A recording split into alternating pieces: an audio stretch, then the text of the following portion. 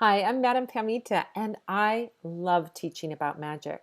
If you have a question about spells, the law of attraction, spirituality, witchcraft, Slavic folk magic, spirits, divination, you can join me on Sundays at the Live Magic Q&A where we record an episode of my podcast, Magic and the Law of Attraction, and then I answer your questions on anything mystical or magical live over Zoom. Just go to spellsquad.com to get the link to join me in the clubhouse. And don't forget to subscribe to this YouTube channel and click the bell icon so you get a gentle, magical reminder and you'll be the first witch to see whenever anything new goes up. Here's a great tidbit from one of our past Q&As answering a really important spiritual question. All right, Bruce has a question about tarot. Do you see any advantages to reading using a Marseille or Visconti deck without the illustrations on the pip cards?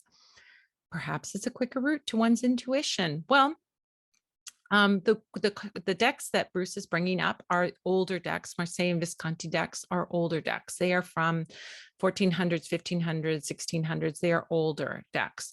And in those older decks, the game of tarot was really the highlight. There was one deck that was back then that did have pictures on the pips, but vast majority of tarot cards from before the Rider-Waite-Smith didn't have pictures on the pips, right?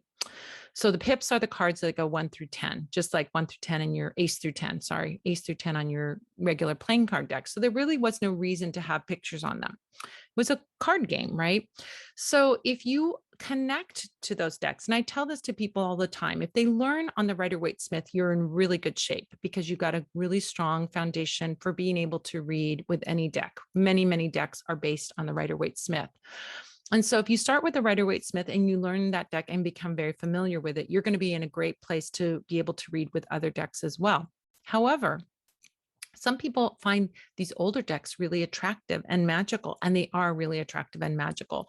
Some people love them. Alejandro Jodorowsky is one of the example. He loves the Marseille deck, and he talks about it in a very esoteric way and gets very into it. And some other people like them as well. I mean, these older decks.